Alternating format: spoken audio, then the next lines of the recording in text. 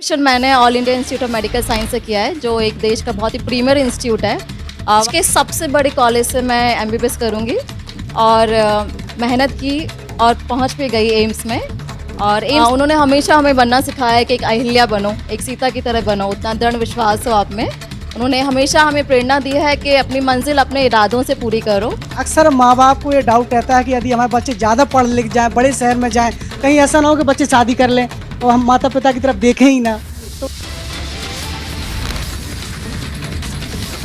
आपकी जन अदालत न्यूज़ से मैं हूँ राजा भैया पाला और आज आपकी जन अदालत न्यूज़ के एक्सक्लूसिव इंटरव्यू में हमारे साथ एक ऐसी गेस्ट हैं जो किसी परिचय की मोहताज नहीं है। आज हम ही नहीं बल्कि इस इंटरव्यू को देख करके पूरा देश उनको पहचानने लगेगा। मैं बात कर रहा हूँ ग्वालियर से वरिष्ठ समाज सेविका डॉक्टर मिथिलेश बघेल की बेटी डॉक्टर हेमा बघेल हमारे साथ जुड़ रही हैं, जो कि एमबीबीएस हैं और आज वो एक रूरल क्षेत्र में आकर के अपनी समाज सेविका में अपना महत्वपूर्ण योगदान दे रही हैं। डॉक्टर हेमा बघेल जी, आपकी जन अदालत में आपका धन्यवाद आपको मुझे बुलाने के लिए।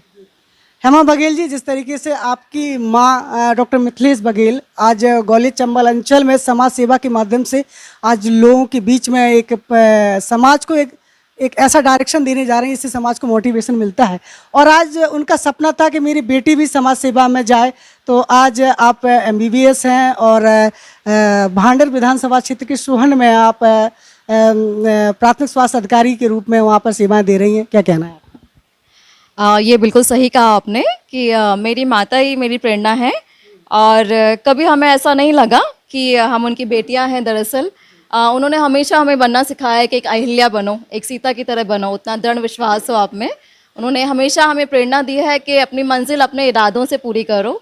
एजुकेशन पर उन्होंने बहुत ध्यान दिया तो आज हम इस मुकाम तक पहुँच पाए हैं। ग्रेजुएशन मैंने all India institute of medical science से किया है, जो एक देश का बहुत ही प्रीमियर इंस्टीट्यूट है।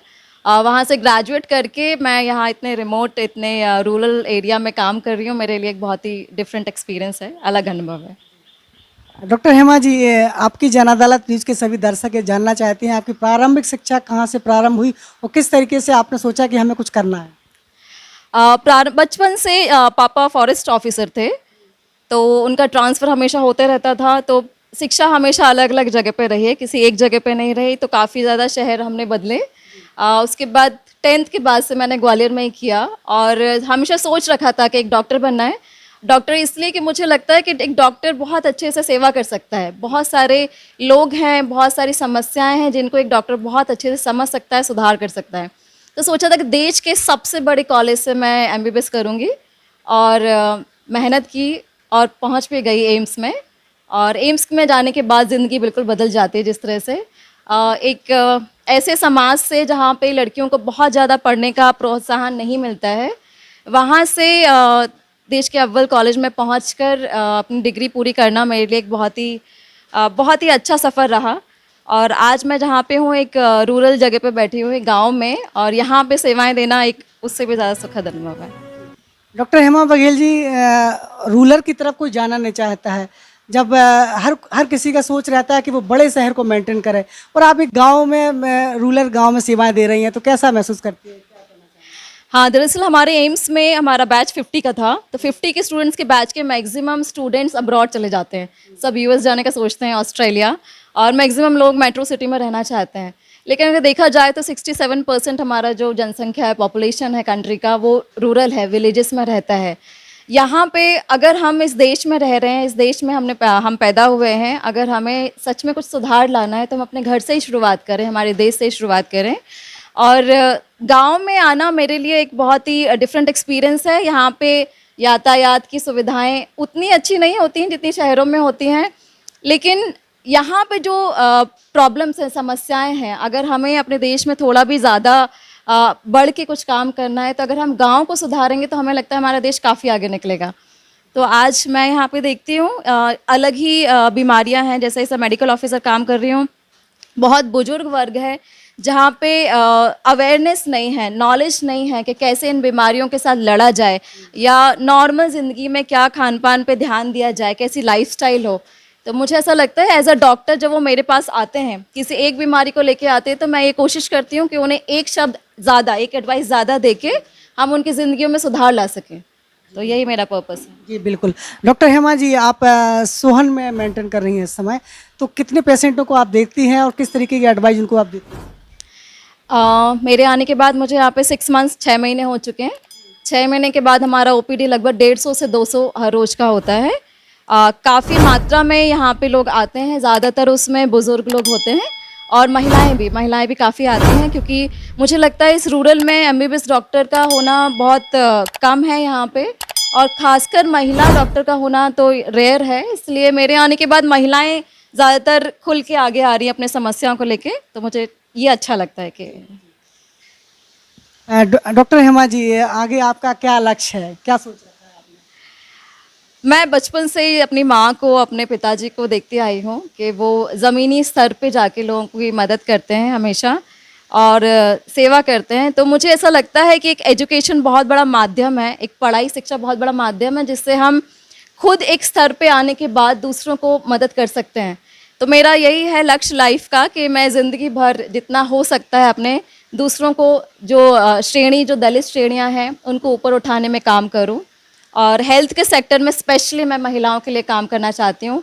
बहुत सारी ऐसी जगह हैं, ऐसे हालात हैं जहाँ पे महिलाओं को नॉलेज ही नहीं है कि करना क्या है। जैसे गर्भवती महिलाएं हैं, यहाँ पे अगर उनको बोला जाए कि आयरन की कमी है, तो काफ़ी सारी महिलाओं को पता ही नहीं है कि आयरन क्या होता है, किन किन चीज़ों से आयरन मिल सकता है, किन किन चीज़ों से उनका बच्चा आगे वाला फ्यूचर बेहतर हो सकता है, उनकी खुद का स्वास्थ्य बहुत अच्छा हो सकता है। तो मेरा यही है कि हम जितना है अपनी खुद की शिक्षा से मैं दूसरी महिलाओं को शिक्षित कर सकूं और उनका जीवन बेहतर कर सकूं।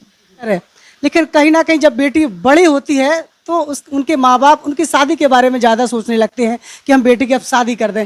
मेरे मम्मी पापा की तरफ एजुकेशन को लेकर, लक्ष्य को लेकर के मम्मी पापा की तरफ से शादी का तो कभी कोई प्रेशर नहीं रहा ऐसे, लेकिन मैं देखती हूँ कि हमारे माँ बाप से ज़्यादा हमारे अड़ोसी पड़ोसी, हमारा समाज जो होता है वो ज़्यादा ध्यान रखता है कि इनकी शादी क्यों नहीं हुई। तो हर एक सभा में, हर एक उसमें जिसे कहते हैं टोकना, ये हमारी आम बात है कि अरे अभी इतनी शादी क्यों नहीं हुई। लेकिन मेरे मम्मी पापा में बहुत सौभाग्यशाली रही कि मेरे मम्मी पापा ने ये सारी बातों को थोड़ा इग्नोर करके सिर्फ एक ही कहा, बेटा सिर्फ पढ़ने पे ध्यान दो। और उनका जो सहयोग था और उनका जो दृढ़ निश्चय था, उससे मुझे आत्मबल मिला कि मैं सच में पढ़ पाऊँ और आज इस मुकाम पर हूँ एज अ डॉक्टर, कि मैं दूसरों को हेल्प कर सकूँ कि भाई आप भी पढ़िए। और अगर हमें सच में कुछ करना है तो एक शादी एक बैरियर है। मैं ज़रूर कहना चाहूँगी हमारे अभिभावकों को कि वो ये ना सोचे कि लड़की है या लड़का है, दोनों बराबर ही हैं, लड़कियाँ भी उतना ही काबिल हैं। अगर आप उन्हें थोड़ा सा पढ़ने का मौका देंगे और अपने गाइडेंस में रखेंगे तो ऐसा कभी नहीं होगा कि आपकी बेटी वो नहीं कर सकती जो आपका बेटा कर सकता है। आज मैं देख रही थी कुछ दिनों पहले हमारी 12th क्लास में भिंड में ही एमपी में एक लड़की ने टॉप किया, और ये बहुत कॉमन है लाहौर में, राइट। तो इतना प्राउड फील हुआ, या श्रुति बघेल, राइट। बहुत प्राउड मोमेंट था मेरे लिए कि लड़कियां इतनी रूरल एरिया से, जहां पूरे एमपी में इतनी सारी कोचिंग क्लासेस हैं, इतना एलाइट क्लास है, शहर है यहाँ पे, लेकिन वहाँ से नहीं होके एक रूरल बैकग्राउंड से एक लड़की ने टॉप किया। तो ये हम सभी के लिए प्रेरणादायक है कि हम अपनी लड़कियों को एनकरेज करें, पढ़ाएं, उन्हें पूरा मौका दें ताकि वो हमारे समाज में सर उठा के चल सकें और आगे का फ्यूचर बना सकें। तो डॉक्टर हेमा बघेल जी, यहाँ तो अपन सिद्ध करना चाहेंगे कि ये जरूरी नहीं है कि हम बहुत बड़े शहर में अपने एजुकेशन को डेवलप करें। यदि दृढ़ निश्चय है तो हम गांव में भी कुछ ऐसा कर सकते हैं कि पूरा देश हम पर गर्व करे। राइट, बिल्कुल। तो अभी जैसे मैं सोहन में हूँ, सोहन हमारा लास्ट जो लगता है पीएचसी वो है, लेकिन हम उसमें भी पूरी अच्छी सेवाएं देने की कोशिश कर रहे हैं। बहुत रिमोट जगह पे होने पे हमारे पास बहुत सारे चैलेंजेस हैं। हमारे पास यातायात की कोई सुविधाएं नहीं हैं, वहाँ पे पेशेंट भी पैदल आते हैं, कुछ कैसे भी आ जाते हैं, बहुत सारे चैलेंजेस हैं। पर हम उन चैलेंजेस तो हर जगह रहेंगे, उन चैलेंजेस को हमें ओवरकम करना है और हम अपना जितना बेस्ट दे सकें। मुझे लगता है इरादे ही सबसे इम्पॉर्टेंट होते हैं। अगर आप इरादा कर लें, आपके अंदर हो वो देश सेवा का भाव, तो आप कुछ भी कर सकते हैं।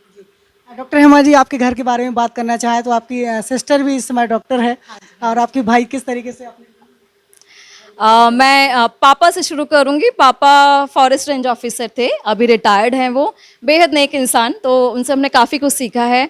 मामा तो मुझे हमेशा एक अहिल्या के रूप में ही दिखी, तो वो बहुत ही पावरफुल लेडी है। हमने उन्हें हमेशा काम करते देखा है, घर पे भी और बाहर भी। ऐसा लगता है कभी थकती ही नहीं। उनका जो काम करने का, सेवा का जो है, जो अंदर का जज्बा है, वो हमें बहुत प्रेरित करता है कि हमें भी करना है। मैं घर में सबसे बड़ी हूँ। मेरी जो छोटी सिस्टर है वो भी डॉक्टर है, इस समय शिवपुरी में पोस्टेड है। तो पापा मम्मा को बहुत गर्व होता है कि 2 बेटियां डॉक्टर हैं। 2 छोटे भाई हैं, दोनों अभी पढ़ रहे हैं, वो हमसे छोटे हैं। तो देश की तमाम में इस समय लड़कियां हैं, आपको इंटरव्यू देख रही होंगी और वो स्ट्रगल कर रही हैं कि वो भी अपना एक सपना साकार करना चाहती हैं कि वो भी आपकी तरह डॉक्टर बने, कोई आईएएस बनना चाहता है, तमाम लोगों के लक्ष्य हैं। तो कहीं ना कहीं जो स्ट्रगल कर रही हैं उनके माँ बाप के लिए किस तरीके से मोटिवेट करना चाहेंगे जिससे वो अपने बच्चों को पढ़ा सकें और वो लड़कियाँ किस तरीके से अपने लक्ष्य में आगे बढ़ें, इसके लिए क्या मैसेज देना चाहेंगे? मुझे लगता है कि सबसे पहले माँ बाप को अपनी खुद की परवरिश पे भरोसा होना चाहिए। आजकल के मैं गांव में यहाँ पे देख रही हूँ, जल्दी जल्दी शादियाँ कर देते हैं, किसी किसी चीज़ों का डर है उन्हें, बहुत सारी उनके दिमाग में भ्रांतियाँ हैं। मुझे लगता है आप अपनी परवरिश पे पूरा भरोसा रखें, अपनी बेटियों को पूरा पूरा मौका दें कि वो आगे बढ़ें, बिल्कुल बराबर पढ़ाई करें। एक ग्रेजुएशन बहुत ज़रूरी है आज के इस युग में। भले ही आपके बच्चे 1 हो या 2 हों, जितने भी बच्चे हों आपके, उनको पूरी परवरिश दें ताकि वो ग्रेजुएट हों। सब्जेक्ट्स ऐसे दिलवाएं उन्हें कि वो आके जाके नौकरी करने में उनको आसानी हो। ऐसा ना हो कि सिर्फ नाम के लिए डिग्री हो, आपने कुछ सब्जेक्ट्स ऐसे हैं बस करवा दिए कि हाँ बच्ची हमारी ग्रेजुएट है ताकि उसकी अच्छी से शादी हो जाए। ऐसा ना करें, उसे अपने मन के सब्जेक्ट्स लेने दें, आगे बढ़ने दें ताकि वो आगे जाके नौकरी करे। और यदि आपके पास मौका हो, आपकी बच्ची में टैलेंट हो, अगर आप वो चाहे तो आप उसे शहर आगे बढ़ने का मौका दें तो ज़रूर जाने दें बेहिचक।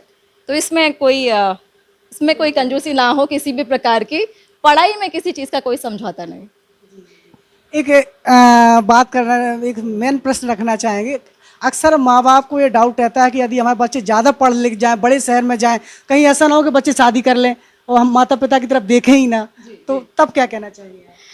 मुझे यही लगता है कि हमारी परवरिश, एक माँ अपने बेटे को पूरी तरह से बदल सकती है, एक पिता अपने बेटी को जितने अच्छे से संस्कार दे सकता है।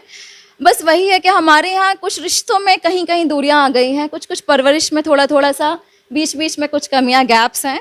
तो मुझे नहीं लगता कि ज़्यादा पढ़ाने से आपकी बेटी आपके हाथ से निकल जाएगी या बच्चे कहीं बाहर जाके कुछ शादियाँ कर लेंगे। अगर आप उन्हें अच्छी तालीम देते हैं, आप अपने खुद की परेशानियाँ बताते हैं कि बेटा मैंने इतनी परेशानियों से आपको पढ़ाया है, तो मुझे नहीं लगता कोई भी बच्चे अपने माँ बाप की परेशानी को नहीं समझ के कुछ ऐसा कदम उठाएंगे जिससे उनके माँ बाप को परेशानी होगी।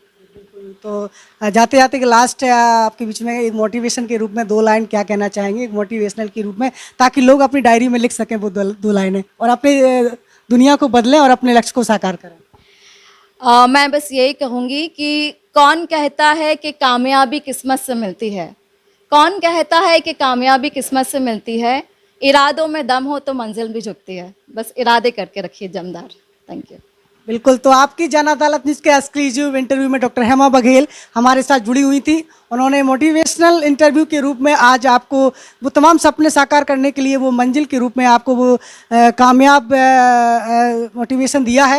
निश्चित रूप से आप अपने जीवन में इसको उतारेंगे और इस इंटरव्यू को सुन करके आपको कैसा लगा नीचे कमेंट बॉक्स में लिखिएगा और इस वीडियो को ज़्यादा से ज़्यादा लोगों तक शेयर कीजिए ताकि वो भी अपनी मंजिल को पा सकें। आप हमारे चैनल पर नए सदस्य हैं तो चैनल को सब्सक्राइब करें और चैनल को लाइक करें, वीडियो को शेयर करें और घंटी दबाना ना भूलें। यदि आप घंटी नहीं दबाएंगे तो खबरों का नोटिफिकेशन आप तक नहीं पहुंचेगा।